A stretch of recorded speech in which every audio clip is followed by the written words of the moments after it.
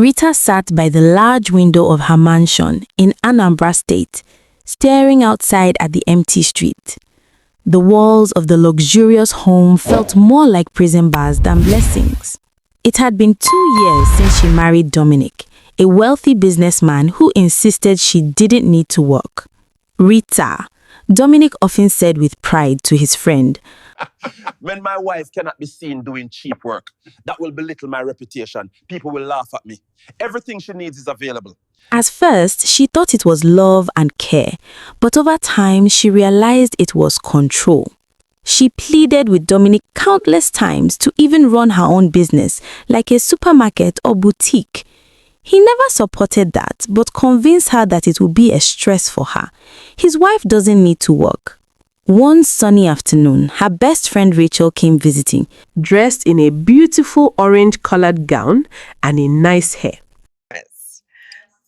Rita, your husband is really taking care of you. Yeah. Rita, Rachel exclaimed, "You're glowing as always, but you look bored." Rita forced a smile.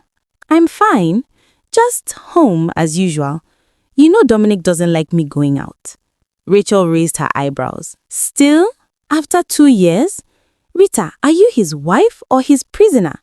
"Don't say that," Rita snapped, though her eyes glistened. "He gives me everything. A mansion, cars, clothes. Yet," she trailed off, biting her lip. "Yet you're not happy," Rachel said softly. "Money without freedom is just golden chains." Rita's voice broke. "Do you know what hurts most? You, Rachel, you're single, yet living free, chasing your dreams. Sometimes I envy you. I'm married, but I feel lonelier than ever." Rachel sighed, taking her hand. "Marriage isn't supposed to cage you, Rita. It should complete you." Months later, Rachel too got married to a kind man named Kelvin. Thank you. Thank you for saying yes to me. Unlike Dominic, Kelvin encouraged her to keep living her life and reaching her dreams. Rachel opened a big boutique in town, and her husband was fully in support of it, since Rachel has always loved fashion. Her business flourished, and her laughter grew even brighter. When Rita heard the news, she visited her one afternoon dressed in expensive silk but with a heavy heart.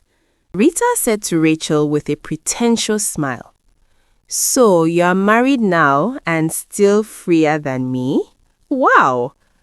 I was even thinking that your husband, since he has money, will tell you not to work like mine did." "Your husband allows this? Yours is good. I envy you, Rachel." "Please, stop saying that. Your husband still showers you with love. Every man knows what is best for their wife. Besides, before we got married, I told my husband that these are what I want. I don't want to be restricted from what makes me happy. To him, he doesn't have a problem with that. Kelvin supports me.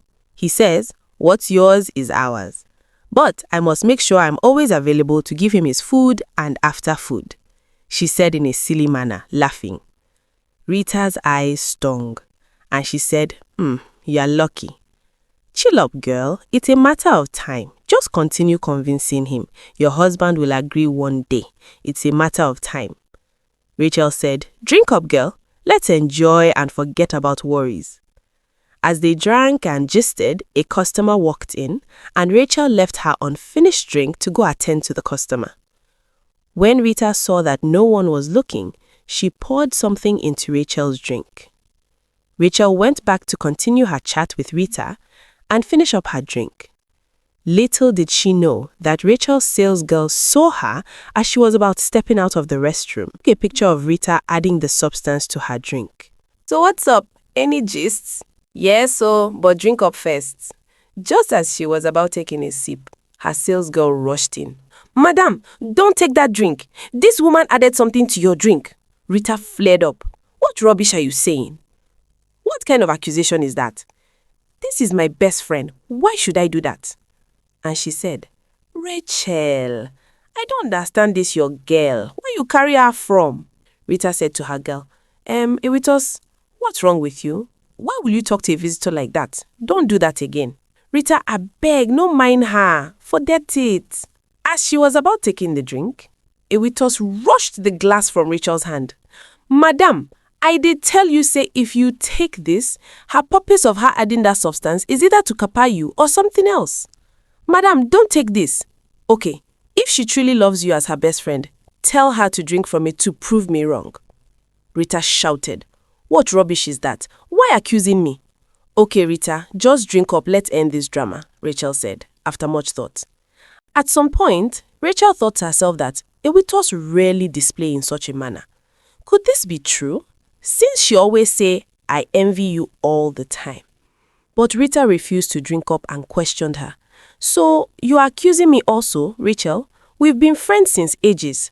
Why are you thinking that I poisoned your drink? In fact, I'm leaving. Cannot believe you would say that about Well, me. not so fast. If you did nothing wrong, you would just drink up to prove your point, Rachel said. Madam, see the picture of her. I was waiting to see if she'll still convince you to drink it or say something about what she added. But she doesn't seem to, Equitos said to Rachel. At that moment, the envy couldn't settle down in her. And then she shouted, Yes, fine, I'll tell you to your face. Is it always you? Even when you were single, I envied your life. And now, married, successful, fulfilled, while I sit in a mansion like a caged bird. Why are you always luckier than me? Rachel was shocked hearing her bitter statement. Rita, it's not luck, it's choice. You accepted a cage even if it's lined with gold. Stop blaming me for your predicament. You never fought for your voice. You thought silence was love. I never thought your envious spirit will reach this level. Get out of my shop, Rita, before I call the police. You are evil. You cannot be better than me. We shall see. As Rita stormed out, the weight of her actions began to sink in. She had let her envy consume her, and now her friendship with Rachel was likely ruined.